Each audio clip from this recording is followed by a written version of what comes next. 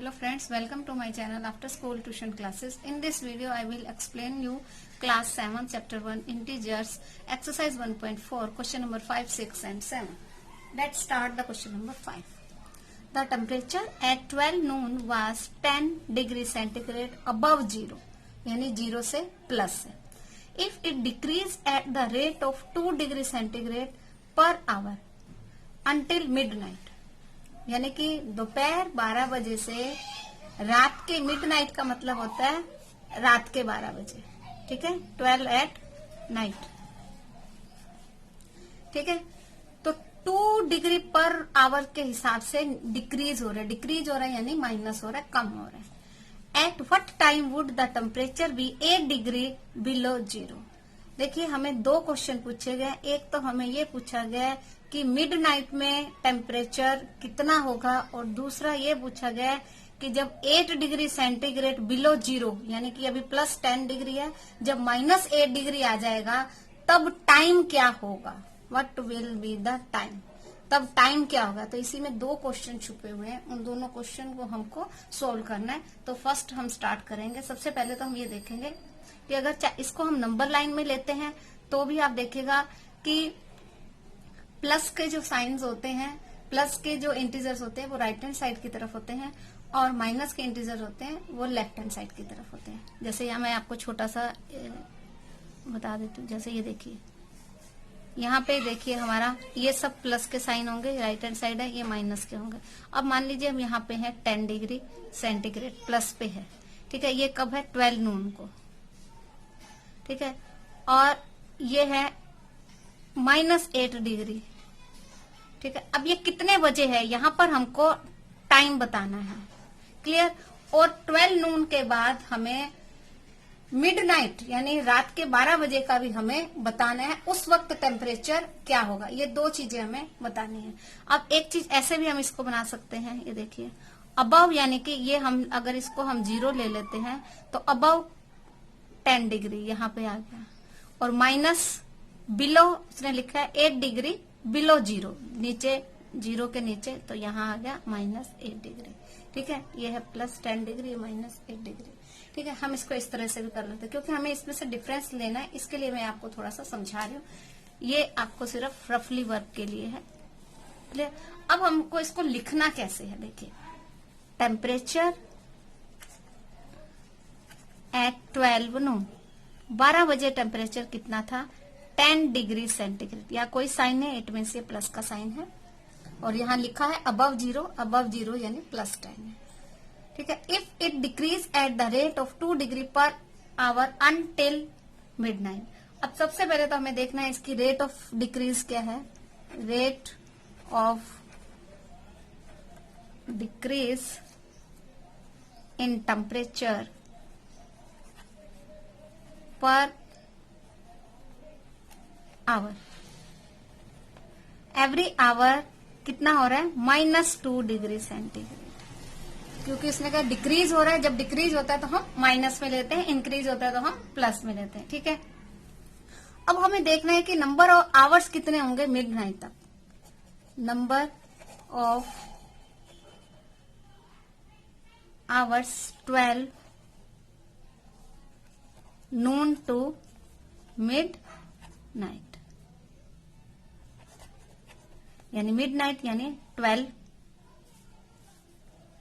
ये दोपहर के 12 बजे और रात के 12 बजे में कितने आवर्स हो जाएंगे 12 आवर्स हो जाएंगे. ठीक है, क्लियर. अब हमें करना है, अब ये आएगा कि change in temperature in 12 hours. 12 hours में टेम्परेचर में कितना चेंज होगा 12 इंटू -2. ठीक है, 1 आवर में चेंज होता है -2, तो 12 आवर में कितना हो जाएगा -12. 12 2 जा 24, तो माइनस का एक साइन माइनस का है तो यहाँ आ जाएगा डिग्री सेंटीग्रेड, यानी -24 डिग्री सेंटीग्रेड. तो अब हमें बताना है कि टेम्परेचर एट मिडनाइट में कितना टेम्परेचर होगा. टेम्परेचर एट मिडनाइट कितना हो जाएगा, देखिए दोनों में डिफरेंस लेना पड़ेगा हमें। स्टार्टिंग में कितना था उसको, इसके लिए हमें क्या लिखना होगा, equal to temperature at noon plus change in temperature in, यहां लिख देती हूँ 12 आवर्स। यानी कि जो हमारा नून में यानी 12 बजे जो टेम्परेचर था और जो हमारा टेम्परेचर चेंज हुआ है, इन दोनों को हमने प्लस कर देना है। तो टेम्परेचर एट नून कितना था, 10 डिग्री, ठीक है, प्लस करेंगे कितना, -24 डिग्री। अब इसको ओपन करेंगे तो 10 प्लस माइनस -24। अब इन दोनों को करेंगे तो देखिए एक प्लस है और एक माइनस है, तो प्लस माइनस माइनस होगा, यानी 24 माइनस 10 करेंगे तो कितना आ जाएगा, 14। अब साइन किसका आएगा, ग्रेटर नंबर का, ग्रेटर नंबर है 24, साइन किसका आएगा, माइनस। यानी कि रात के मिडनाइट को जो 12 o'clock होंगे उस वक्त टेम्परेचर कितना होगा, 14 डिग्री सेंटीग्रेड। तो हम लिखेंगे सो temperature at midnight equal to -14 degree centigrade. So that is our answer. Clear है। अब हमें इसका सेकंड पार्ट लेना है।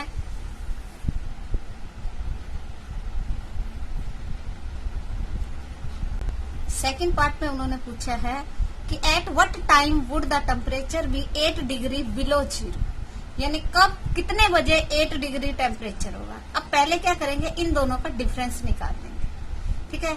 10 o'clock से -8 o'clock तक कितने आवर्स हो जाएंगे, दोनों का डिफरेंस निकाल लेंगे, ठीक है। तो उसके लिए हम क्या लिखेंगे,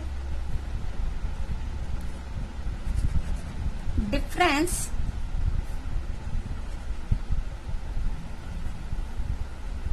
इन टेम्परेचर बिटवीन 12 नून, 12 नून को कितना था, 10 degree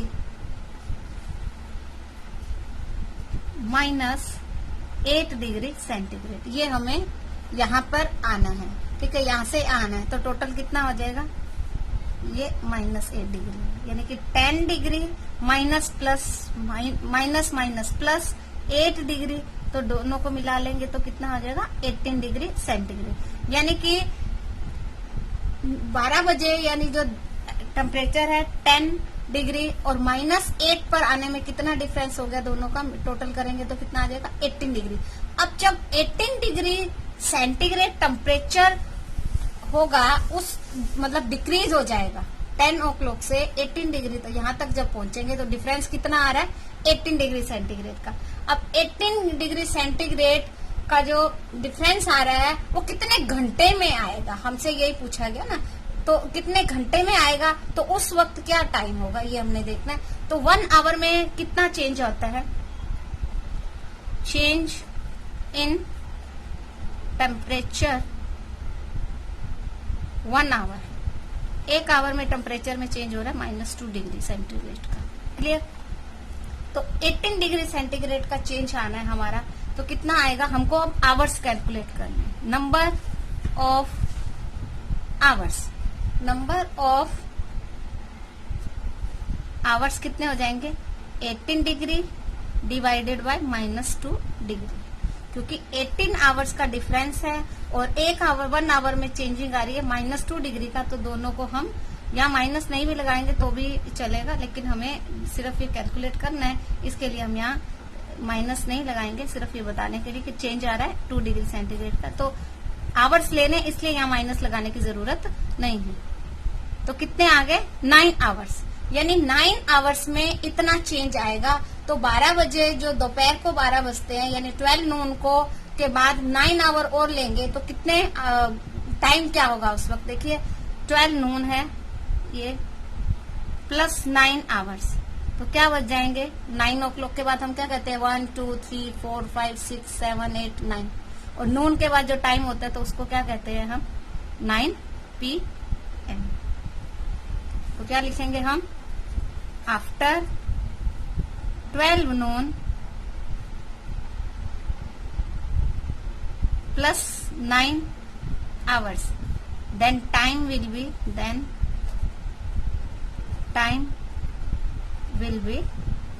9 PM। So that is our answer।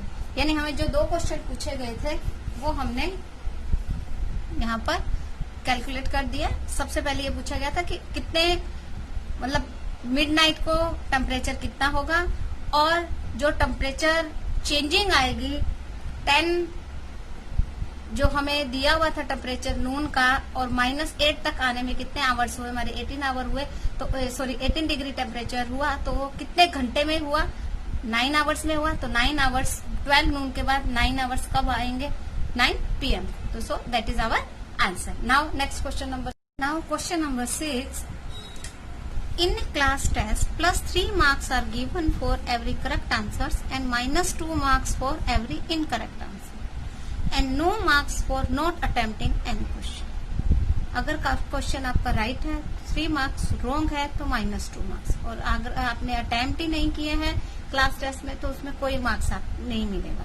ये एक क्लास टेस्ट के अंदर बताया गया है, ठीक है। इसमें अभी हमें क्वेश्चन 1 दिया गया है कि राधिका स्कोर 20 मार्क्स। राधिका ने 20 मार्क्स स्कोर किए total. If she got 12 correct answers, उसने 12 करेक्ट आंसर दिए, तो how many question has she attempt incorrectly, यानी कि उसने इनकरेक्ट आंसर कितने दिए, ये हमें फाइंड करना है। तो कैसे फाइंड करेंगे? देखिए, सबसे पहले तो हम यहाँ लिख लेंगे sorry,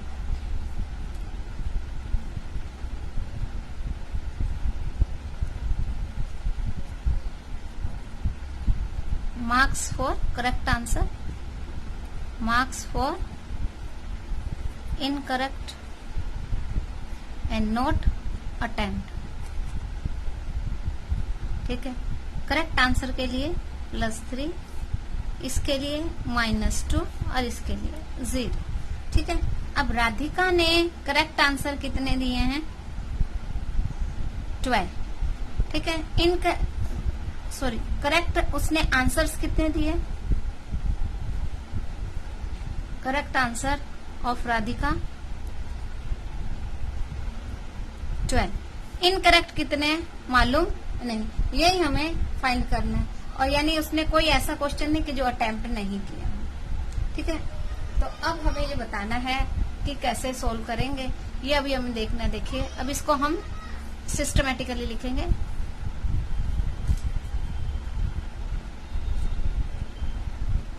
total marks obtain bye Radhika, और हम ऐसे भी लिख सकते हैं राधिकाज स्कोर। राधिकाज स्कोर यानी राधिका ने कितने स्कोर किए? 20 मार्क्स, ठीक है। और टोटल उसने किए 12, टोटल उसको मार्क्स मिले 12, और उसने करेक्ट आंसर कितने दिए? Correct answers equal to 12। ये हमें बताया गया कि करेक्ट आंसर उसके 12 थे, तो उसके करेक्ट मार्क्स कितने होंगे?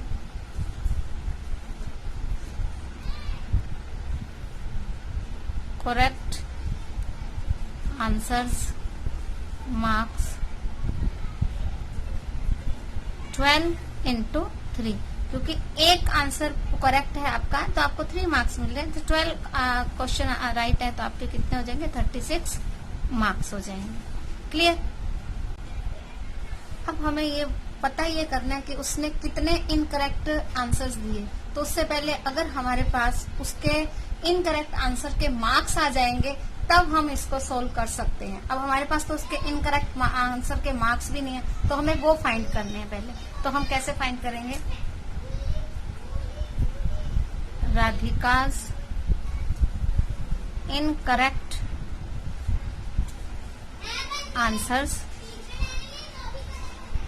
आंसर्स मार्क्स इक्वल टू कितने होंगे? देखिए 20 उसको टोटल मिले, ठीक है। उसने टोटल करेक्ट और इनकरेक्ट को सब करने के बाद उसे 20 मार्क्स मिले और करेक्ट आंसर के उसके कितने हैं 26। अगर इन दोनों को हम माइनस कर देते हैं तो हमारा आंसर आ जाएगा।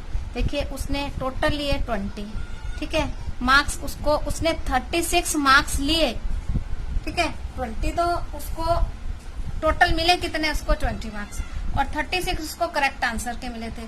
अगर टोटल मार्क्स में से हम 36 को माइनस करेंगे तो बाकी के जो मार्क्स है वो क्या आ जाएंगे, उसके इनकरेक्ट हो जाएंगे, है ना। इनकरेक्ट क्या आ जाएंगे, ये देखिए तो कितना आ जाएगा 16, 6 माइनस 0 6, 3 माइनस 2 1, एक प्लस है एक माइनस तो माइनस करेंगे, साइन किसका आएगा, ग्रेटर नंबर का। ऐसा हमने क्यों किया, क्योंकि देखिए टोटल मार्क्स हमें बताए गए हैं, क्लियर। टोटल मार्क्स है 20 और उसने correct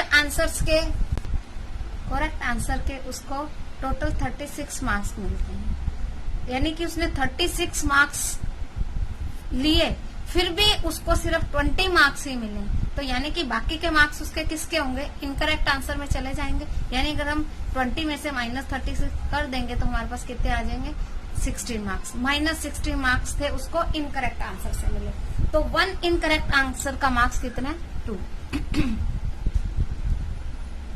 marks for 1 incorrect answers equal to -2। तो नंबर ऑफ इनकरेक्ट आंसर्स, हमें यही फाइंड करना है, नंबर ऑफ इनकरेक्ट आंसर। तो नंबर ऑफ इनकरेक्ट आंसर के लिए क्या लिखेंगे, टोटल इनकरेक्ट, टोटल मार्क्स यहां लिख देंगे हम, marks for incorrect answer upon marks for 1 incorrect answer, ठीक है। तो टोटल मार्क्स उसको कितने मिलते हैं 16 -16, और एक इनकरेक्ट आंसर का कितना मार्क्स है -2। तो इन दोनों को डिवाइड कर देंगे तो 2 8 जा 16, ये भी माइनस है ये भी माइनस है, दोनों माइनस के हैं, तो यहाँ साइन किसका आ जाएगा प्लस का। यानी कि उसके जो 8 क्वेश्चंस हैं वो इनकरेक्ट थे। अब इसको हम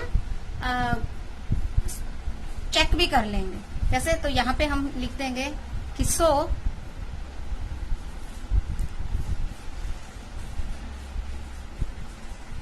राधिका अटेम्प्ट 8 इनकरेक्ट आंसर, ठीक है। तो हमारा आंसर ये है, ठीक है। अब अगर हम इसको चेक करना चाहें तो हम चेक कर सकते हैं। देखिए यहाँ मैं साइड में आपको थोड़ा सा चेक करके बता देती हूँ। उसने राइट आंसर कितने किए 12 किए। पहले हम राइट आंसर का देख लेते हैं।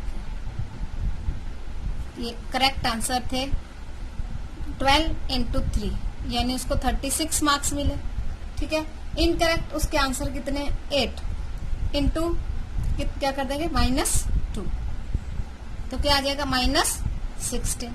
अब इन दोनों को अगर आप माइनस करेंगे तो क्या आएगा 6 - 6 0, 3 - 1 2। तो उसको स्कोर कितना किया उसने 20 मार्क्स ही स्कोर किए, दिया हुआ है हमें उसने स्कोर कितना किया, ये देखिए हमने लिखा है 20 मार्क्स, तो आ गया ना answer.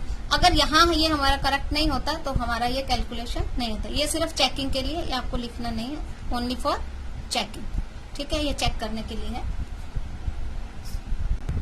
Now second part, Mohini score -5 marks in this test, जिसमें राधिका ने 20 मार्क्स लिए थे, मोहिनी को -5 मार्क्स मिले हैं। She has got 7 correct answer. हालांकि उसको -5 मिले फिर भी उसने 7 करेक्ट आंसर थे, तब भी उसको -5 मिले हैं मार्क्स। तो how many question has she attempt incorrectly, same question है और सेम ही आंसर हमें करना है, बस थोड़ा सा चेंज होगा, ठीक है। तो हम क्या लिखेंगे, मोहिनीज स्कोर, मोहिनी ने टोटल स्कोर कितना किया -5 मार्क्स, ठीक है।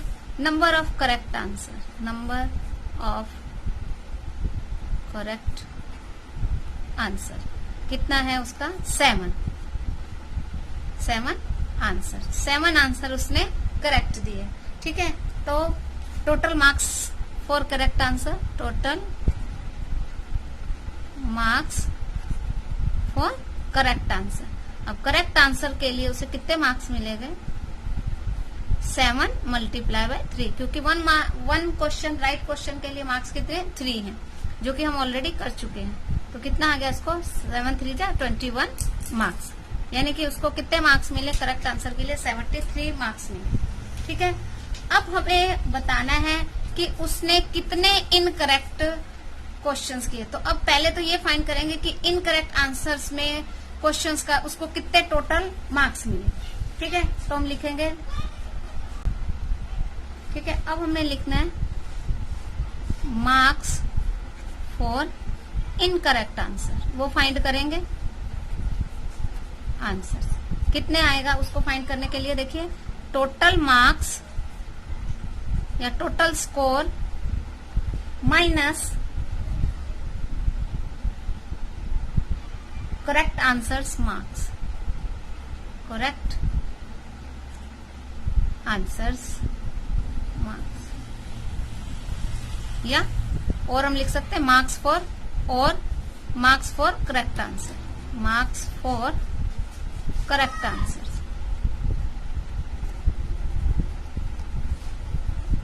टोटल स्कोर उसका है -5, माइनस करेंगे कितने? जो उसने करेक्ट आंसर में इसको मार्क्स मिले, करेक्ट आंसर में इसको 21 मार्क्स मिले, तो यहाँ हम क्या लिख देंगे? 21। अब इसको सोल्व करेंगे तो क्या आएगा? -5 एंड -21, प्लस माइनस माइनस। अब दोनों ही साइन माइनस के हैं तो ये क्या होगा? प्लस हो जाएंगे न्यूमेरिकल वैल्यू। तो ग्रेटर नंबर माइनस का है तो यहाँ आ जाएगा -21 मार्क्स, यानी कि उसने इनकरेक्ट आंसर्स में उसे -21 मार्क्स लिए। तो अब हमें लेना है कि number of incorrect answers, number of incorrect answers. Number of incorrect answers कैसे लेंगे? Marks for incorrect answers, marks for incorrect answers upon marks for 1 incorrect answer. Clear? ये हमने लास्ट क्वेश्चन में भी, इसी का जो ये पार्ट है उसमें भी यही किया था। मार्क्स फॉर इनकरेक्ट आंसर कितने हैं? सॉरी, इन दोनों को प्लस करेंगे, सॉरी यहाँ 26 आएगा। 5 + 1 6 2 और 2, सॉरी, तो 26 -26 डिवाइडेड बाय इनकरेक्ट आंसर का है -2 मार्क्स। ठीक है, तो डिवाइड करेंगे, 2 1 जा 2, 2 3 जा 6, दोनों ही साइन माइनस के हैं तो क्या आ जाएगा? 13 आंसर्स, यानी कि उसने क्या किया? 13 आंसर जो थे उसके इनकरेक्ट थे। सो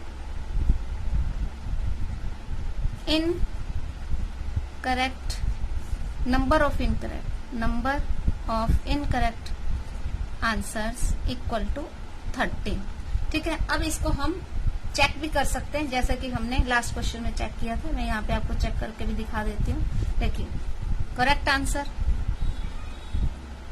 कितने किए थे उसने? 7 × 3। ठीक है, इनकरेक्ट आंसर कितने किए? 13 × -2, 7 3 जा 21, सॉरी 13 2 जा 26। अब अगर आप इन दोनों को माइनस करेंगे, इन दोनों का डिफरेंस निकालेंगे तो देखिए 21 - 26 क्या आएगा? 6 - 1 5, 2 - 2 0, ग्रेटर नंबर इज 26, क्या आया? -5। तो ये सिर्फ चेकिंग के लिए आंसर हमारा यही है। Clear? Now come to next question number 7। Now question number 7. An elevator descends into a mine shaft at the rate of 6 meter per minute.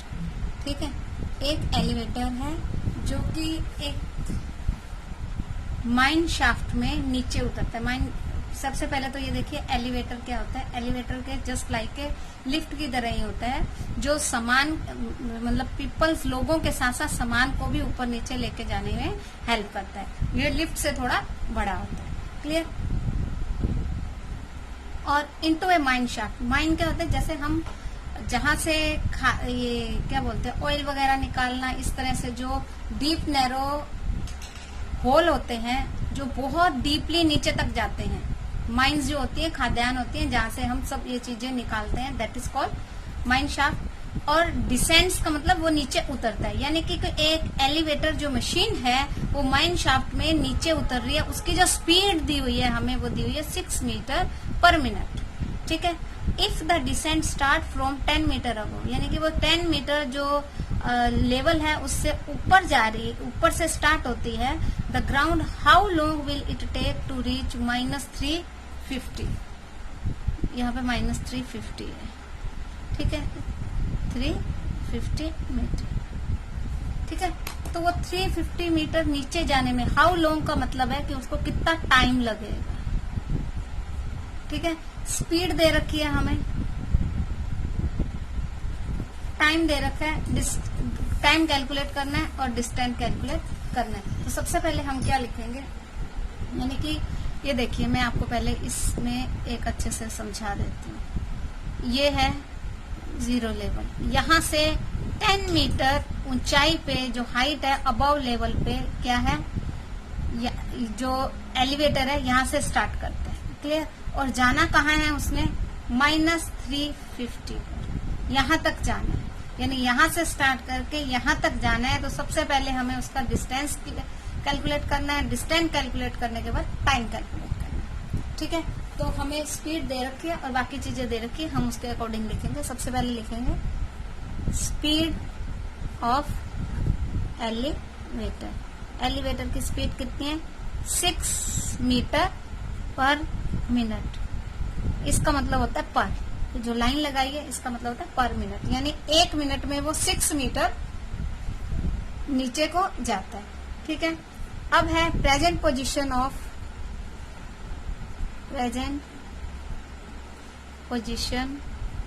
Elevator. Elevator की पोजीशन है क्या, 10 मीटर अबव, यानी कि प्लस में रहेगा, अबव है, ऊपर को दिया हुआ है। ठीक है, फ्रॉम अबव द ग्राउंड, ये ग्राउंड है। ठीक है, ये ग्राउंड के ऊपर यहाँ पर है एलिवेटर, उसको जाना यहाँ है। ठीक है, तो अब हमें डिस्टेंस देखना है। डिस्टेंस मूव्ड बाय एलिवेटर,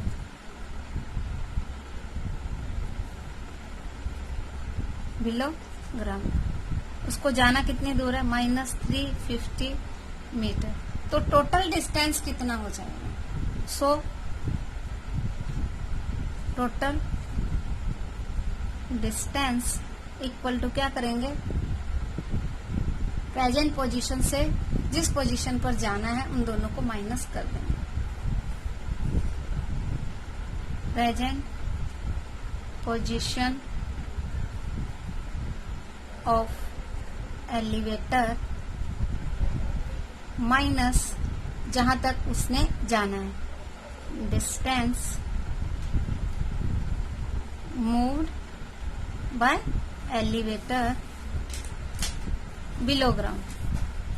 ठीक है, यानी यहां से चल के यहां आना है, तो टोटल डिस्टेंस कितना होगा, दोनों को माइनस करेंगे तो प्रेजेंट पोजीशन कितनी है, 10 मीटर पे है, यहां हम लिख देंगे 10 मीटर, माइनस जाना कहाँ है, -350 पे।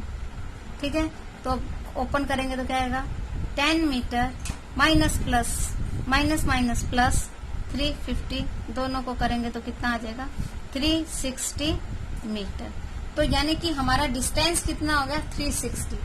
स्पीड हमें दे रखी है, डिस्टेंस हमें दे रखी है। अब उसने पूछा कि how long will it take to reach -350 metre, यानी यहां से चलकर यहां पहुंचने में उसे कितना टाइम लगेगा। ठीक है, तो टाइम टेकन यहां लिखेंगे, टाइम टेकन बाय एलिवेटर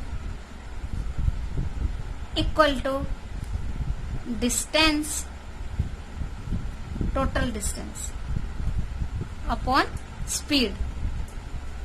ठीक है, टोटल डिस्टेंस हमने कितना कैलकुलेट किया, 360 मीटर, राइट, और स्पीड कितनी है, 6 मीटर पर मिनट। तो यहाँ क्या लिख देंगे 6। अब इन दोनों को हम डिवाइड करेंगे। 6 6 जा 36 0। अब ये मिनट में दिया हुआ है, हमें आंसर भी हमारा मिनट में आएगा कि 60 मिनट्स।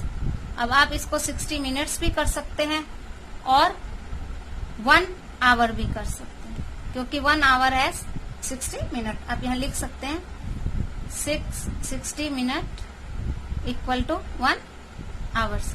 तो आप इसका आंसर इसमें भी दे सकते हैं, इसमें भी दे सकते हैं। So that is our answer. तो हम ये लिखेंगे time taken by elevator equal to 1 hour और 60 मिनट्स। Both are right. ये क्या हुआ हमारा आंसर। क्लियर। बस एक चीज का ध्यान रखना है, सबसे पहले आप क्वेश्चन को समझना है। जब आपको क्वेश्चन समझ में आएगा तो सॉल्यूशन ऑटोमेटिकली हम कर सकते हैं। Clear. So thank you for watching my video. मिलते हैं नेक्स्ट वीडियो में, तब तक के लिए बाय।